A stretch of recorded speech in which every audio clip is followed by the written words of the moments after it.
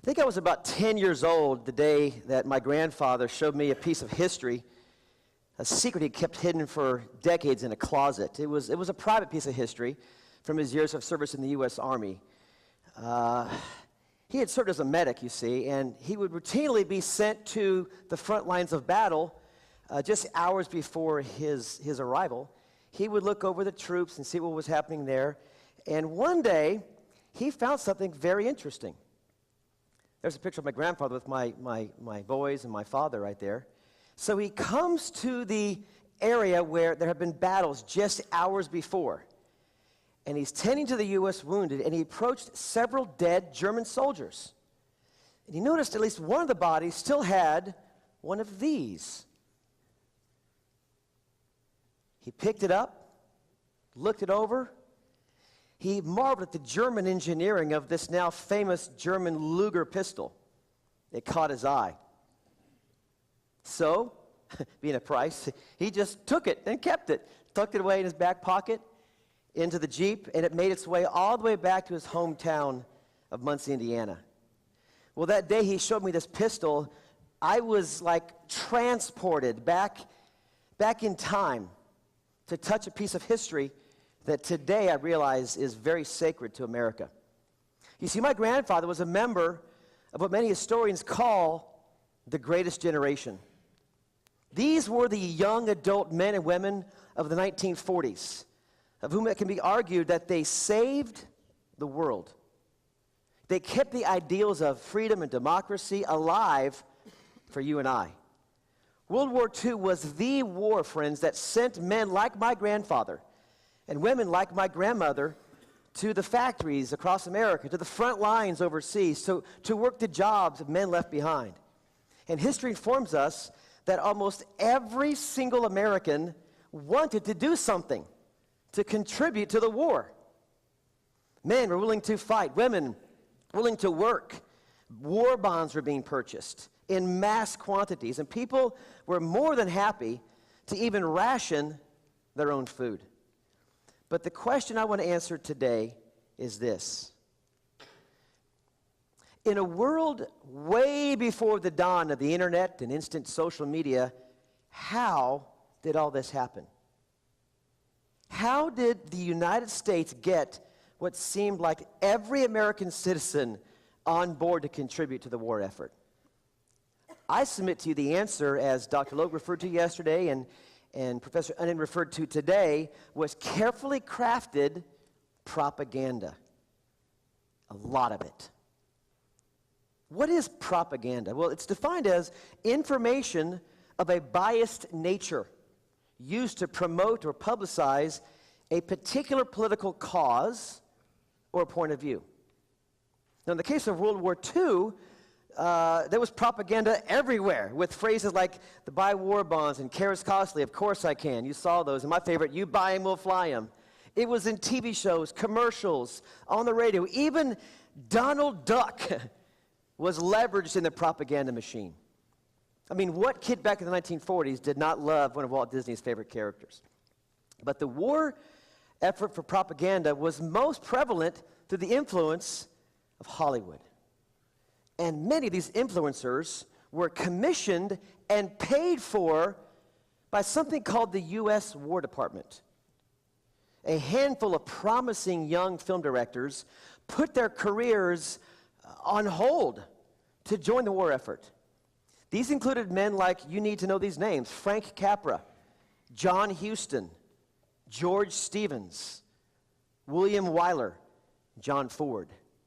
These men were all featured in a recent Netflix documentary series called Five Came Back. And I really encourage you to watch this three-part series if you're interested in further exploring their contributions to our nation. All of these men paid a very personal price for the war. Some returned to Tinseltown only to find that they had been penalized for being away from the machines of the Hollywood system. Others seemed unable to return to their producing more lighter comedic works. In fact, George Stevens, he was known for his humor before the war.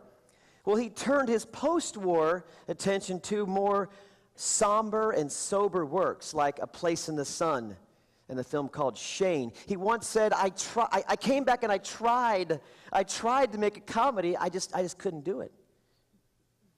In 1959, Stevens directed The Diary of Anne Frank. You heard Ms. Montgomery mention that film earlier, or that book earlier, where he tried to find a glimmer of hope in a world torn apart by the ravages of war.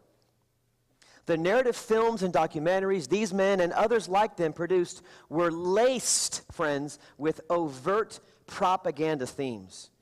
And they were aimed at influencing the American people in their view of the war. These themes were potent weapons that not only motivated the troops to fight and folks at home to pitch in, but it also spread hatred of the Nazis and the Japanese. The mainstream messaging consisted of three powerfully effective themes. One was the nature of the enemy. Number two was the need for men to fight overseas. And three was the need for women to work and sacrifice. So let's examine them all and see how film shots fired served as the primary propaganda machine of World War II. Number one, the nature of the enemy. This was the most common theme used in many films and poster propaganda during World War II. Stereotypes of Nazis and Japanese were used to spread racism and hatred for the opposition. Characters in a film commonly used offensive language in reference to these adversaries. The goal was to make Americans hate the enemy so much that they would do anything to help the U.S. defeat them. In fact, in popular movies such as 30 Seconds Over Tokyo and Destination Tokyo, and many others, the Japanese enemy overseas are referred to as Japs. You heard that earlier as well in our presentations, which quickly evolved into a derogatory term across the entire United States. Millions of Americans began to mimic what they heard in the movies and referred to all Japanese as Japs, and sometimes even as rats and monkeys, whether they were the enemy or simply an innocent Japanese American. Tragically, this led to the mistreatment of thousands of Japanese Americans. Many were held, here you see the picture, in what's called internment camps for the duration of the war because of fears that they were spies for the Japanese Empire. But the Japanese were not the only enemy targeted in American propaganda films. The Nazis, the German Nazis, received their fair share of film shots fired against them. However, the goal of the propaganda aimed at the Nazis was different than the goal aimed at the Japanese, you see. Instead of spreading racism, blanket racism, against an entire nation, films about Nazis made them appear so brutal and controlling against their own citizens that Americans would feel compassion for the innocent Germans. For example, in the film by Walt Disney titled Education for Death, The Making of the Nazi, nearly every aspect of German civil life was depicted as under strict control by the Nazi Party. Genealogical paperwork had to show the child was pure Aryan. Even the baby's name had to be approved. The film also showed Nazis brainwashing children in schools by instructing them to believe that Germans were a superior race with no tolerance for weaklings or inherited diseases. Perhaps the most crucial propaganda theme, though, was the need for men to fight overseas. Without American men willing to risk their lives in battle, there would be absolutely no way the U.S. and her allies could win the war and defeat the Axis powers. The government had to convince millions of men to leave their families and safety behind to fight in a bloody and dangerous conflict. And yes, there was a national lottery, but let's face it, it's a lot easier to win when the troops voluntarily decide to fight for their country. So, to aid in this campaign, the U.S. War Department had an idea. They began to tap on the shoulder of the aforementioned Frank Capra, who had already produced 2 Hollywood hits. You might recognize these films. It Happened One Night and Mr. Smith Goes to Washington. Under the direction of a name you'll recognize, Chief of Staff George C. Marshall, he directed a unique 7-episode series titled Why We Fight, which was aimed at showing American men what they were fighting for and why it was an honor to defend the great nation of America. During their first meeting together, General Marshall told Capra his mission, quote, "Now, Capra, I want to nail down with you a plan to make a series of documented, factual information films, the first in our history, that will explain to our boys in the Army why we're fighting and the principles for which we're fighting. You have an opportunity to contribute enormously to your country in the cause of freedom." Well, after meeting with Marshall, Capra was shown a frightening propaganda film produced by the enemy, the Nazis, titled The Triumph of the Will. This film instantly opened Capra's eyes to the immense challenge that lay ahead. Capra described the film as, quote, the ominous prelude of Hitler's Holocaust of hate. He said, Satan could not have devised a more blood-chilling super spectacle. Capra admitted he was paralyzed to compete against the strong-handed propaganda of the Nazis. He said the film had fired no guns and dropped no bombs, but as a psychological weapon aimed at destroying the will to resist, it was just as lethal. Capra then slipped into what we might call the dark night of the soul. Quote, he said, "I sat alone and I pondered, how could I mount a counterattack against the triumph of the will and keep alive our will to resist this master race concept?" I was alone. No studio, no equipment, no personnel. As he began to calculate his cinematic response, Capra quoted Scripture as inspiration. "I thought of the Bible," he said, and there was one sentence in it that always gave me, he called them goose pimples. "You shall know the truth, and the truth shall make you free." And then an idea was born inside of him. He may have called it a hunch, but I think it may have been more divine inspiration. He suggested to Marshall this. He said, "Let the enemy prove to our soldiers the enormity of his cause, but the justness of ours. Let's use the enemy's own films to expose their enslaving ends." He then convinced the general to, quote, "Let's let our boys hear the Nazis and the Japs shout their own claims of master race crud, and our fighting men will know why they're in uniform." And that, friends, is exactly what Frank Capra did. He secretly began to acquire film reels of Nazi propaganda and began putting them into his own releases.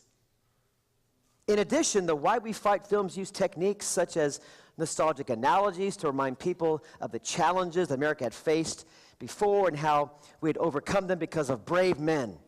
The films discussed the settling of America at Plymouth Rock, way back to the beginning of our nation, and the building of our colonies. These films idolized how men of valor fought in the American Revolution to defend their sacred freedoms, and that it was now in the hands of their generation, the greatest generation, to do the same for America. Propaganda films were beginning to have a very deep felt impact on recruitment and morale. Now think about this. Without Capra's propaganda and other filmmakers like him, millions of men may not have freely enlisted in the Army, which may have led to a mandatory draft with a much wider net, but maybe more low approval ratings for America's entanglement in the war, which may have then led to eventual withdrawal and ultimately defeat. But thanks in part to film propaganda, that never happened. The third one, though, is the final reel of film propaganda, was the need for women to work and sacrifice. This focused the lens on this aspect of Americana. These messages showed how they could help in the war effort by taking those tough-nosed, dirty jobs in factories and manufacturing plants. In one scene from the film 30 Seconds Over Tokyo, the wives of fighter pilots off at war are talking about their lives. And one of them indicates she's going to get a job in a defense factory because I can't imagine just sitting around in my house doing nothing.